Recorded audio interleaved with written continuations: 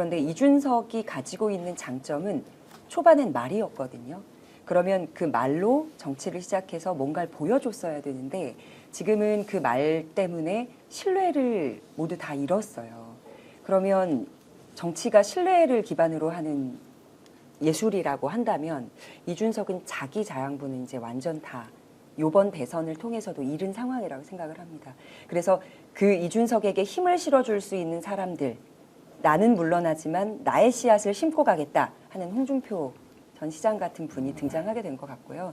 일단은 앞으로의 정치 생명은 저는 확답은 못할 것 같습니다. 왜냐하면 그를 지지하는 세력들이 아직은 남아있기 때문에. 그런데 전반적으로 국민의 신뢰를 얻는 데는 실패했다라고 평가해요. 그러니까 내란 세력 또는 내란 동조 세력 중에 대선 후보가 2명이잖아요. 나머지 뭐는 누군지 모르겠고.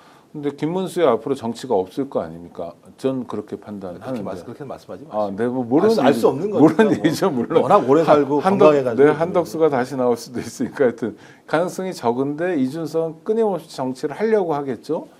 근데 이 사람은 정말 정치를 해서 안 될 것 같다는 생각이 자꾸 들어서요. 근데 고민은 정치밖에 할 게 없는 사람인 것 같아요. 아, 그래요? 왜냐하면 어릴 때부터 배운 게 정치이지 않습니까? 그게 어떤 정치인지 모르겠습니다만 그래서 많은 사람들이 이해한 게 그런 얘기 하잖아요. 월급쟁이의 삶을 네가 아냐? 그러니까 네가 진짜 보통 평범하게 살아가는 사람들이 일상에서 자기 말 한마디가 얼마나 무게감이 있는 건지, 내 월급 봉투 하나가 얼마나 그 무게감이 있는 건지 네가 아냐? 이런 이제 질문들을 하는데 저는 일단 교활하다는 생각이 들고요. 거짓말하고 갈라치기 말씀하셨습니다만 뭐 하나의 사례를 들면 과거입니다. 아마 아주 어렸을 때인 거, 젊었을 때였던 것 같아요. 주병진 그 개그맨하고 대화 나누면서 그런 얘기 했었잖아요. 들어보니까는 거의 한 3, 4선 정도 하신 것 같습니다. 대강 퉁치고 넘어가시네요. 이런 얘기를 해요.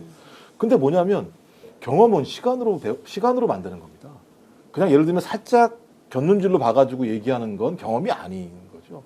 그냥 대강 요행수로 넘어가는 정치를 하는 거라는. 그러니까 어렸을 때부터 저렇게 배웠다고 얘기하면 경험의 가치를 잘 모르겠구나. 경험의 가치는 시간이 필요하니까 그 시간을 만들기 위해서는 땀이 필요하고 노력이 필요합니다.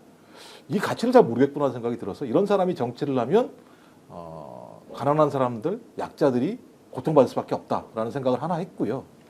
또 하나는 갑자기 밖으로는 절대 단일화 안 한다고 얘기하면서 명태균하고 통화를 해요. 그러니까요. 골 때리는 거죠. 네. 그다음에 자기 단일화 할 때 계속 국민의힘에서 전화 오니까 나 전화 안 받습니다. 다 끊어놨다고 얘기하면서 명태균 전화는 받아요. 이건 교활한 거죠. 밀당 중인 것 그죠? 같아요. 아니 명태균 전화를 아예 받지 말아야죠. 왜냐하면 명태균 게이트에서 자유롭지 않은 상황이잖아요. 근데 명태균이 전화를 하는데 그걸 받았다고 얘기하면 이준석이 명태균한테 뭐가 좀 꿀리는 게 있나? 라고 사람이 이해할 수밖에 없는 거잖아요. 근데 또 하필이면 통화 내용이 뭐냐? 단일화를 얘기했다고 그래요. 명태균이. 또 명태균이 그랬더니 44초간 통화했는데 단일화에 대해서 얘기를 했더니 뭐 이준석은 나로서의 단일화하면 하겠다 뭐 이런 식의 얘기를 했다라고 얘기를 하는 거예요. 그럼 어떤 형태든지 단일화에 대한 고민을 했다는 거잖아요. 전 이 이중적인 태도가 매우 교활하다. 그다음에 또 최근에 나오고 있는 게 뭐냐면 이준석이 2023년인 것 같습니다. 김남국 방지법이라 그래가지고 김남국 의원이 아마 자기 그 부모님 재산 신고를 안 했나 봐요. 신고 거부를 했나 봐요. 그러면서 그거 갖다 이준석 직계존비속까지 신고해라 이렇게 얘기를 했대요. 자기 이번에 신고 안 했다고 나오는 게 막 지금 페이스북이나 SNS에 막 올라오고 지금 난리가 나 있습니다.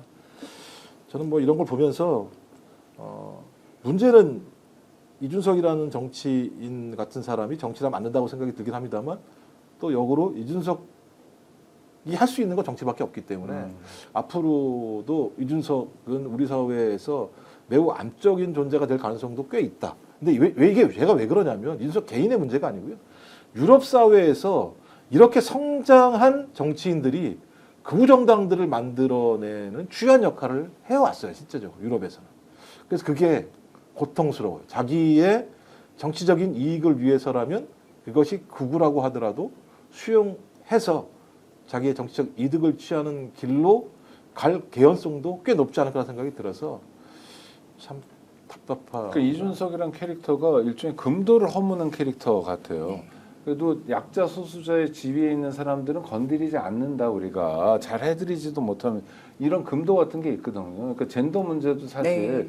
건드리지 않아야 될 거고. 장애인 문제도 마찬가지입니다. 그렇죠. 우리가 너무 못하고 있는데 이렇게 부자나라에서 요거밖에 안 하고 있고 못하고 있으니까 송구하다 이런 마음을 가져야 되는데 이 사람 막 갈라치더라고요. 아니, 명태균 통화도 그렇잖아요.